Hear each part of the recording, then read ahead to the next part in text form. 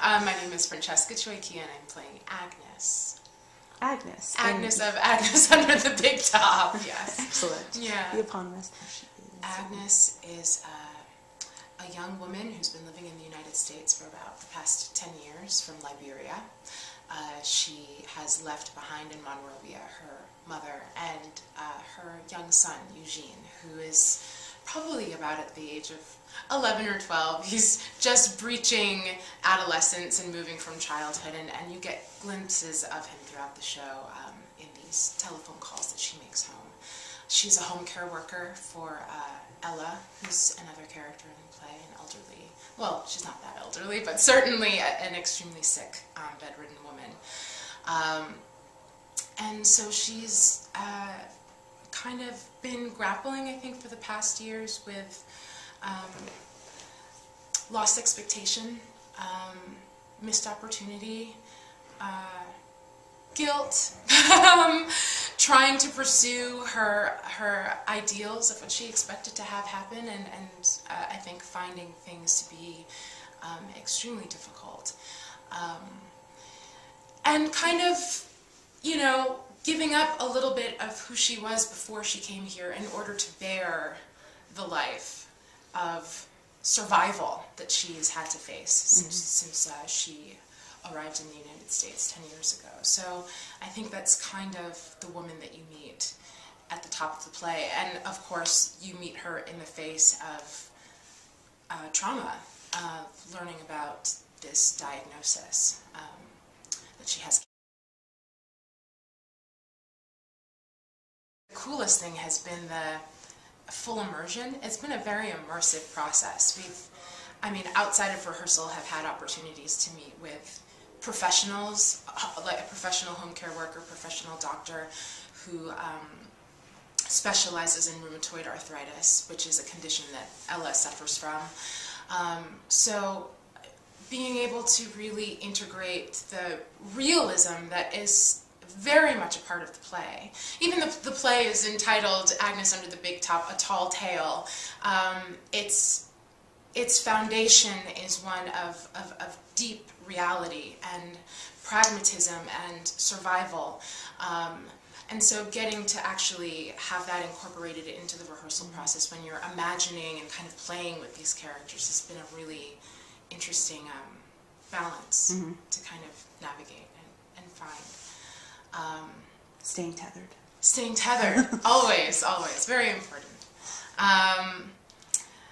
And then also navigating being in a world that is full of such different kinds of people. That you know, that you have a Bulgarian immigrant, that you have an Indian immigrant, that you have a busker who is faceless and nameless really until the end of the show.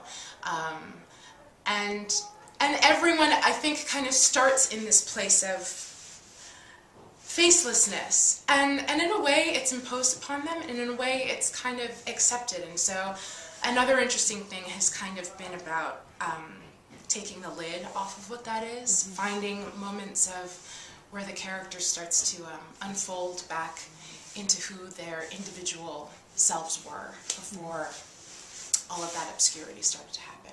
So some of that has been really fascinating, and fun, and hard.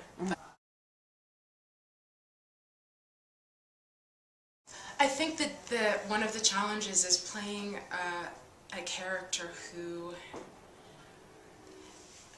has such, she goes through moments where her behavior is extremely erratic and not palatable and difficult, and it's because she's dealing with difficult, unpalatable, like huge dynamic things, but it makes her, I mean, I'm a person who generally in my life likes to be liked, so, you know, and it's, you know, I think that the challenge with Agnes is that becomes less and less of a concern for her as she moves through her journey as a character. It becomes less about blending in and less about pleasing people and more about her conviction and her individuality and becoming the mother and person she was meant to be.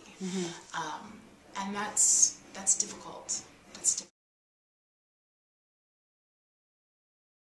I've had a history of collaboration and building, and I think part of the joy of working on a new piece is that it's malleable, it's flexible, there's room for growth, and that the things that you bring to the table are things that may or may not be, but are certainly considered as ingredients into a kind of living, breathing piece. Nothing is set, which is part of the really challenging thing about working on new plays, but also I think really the crux of an artistic collaboration is that everyone gets to contribute. So my favorite part of the rehearsal, one of them, is when Eric hugs everybody when we leave. I think that what we have is a highly nurturing and experimental room for exploration, and it makes it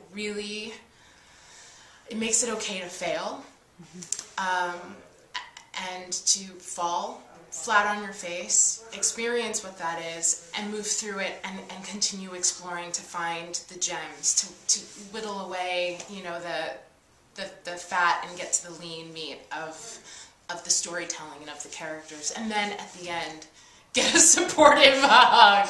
It is, you know, often I feel like acting can be a bit self-lacerating and vulnerable, and to be in a rehearsal process where openness and gratitude and generosity is so much a part of the beginning and end of the process is very refreshing.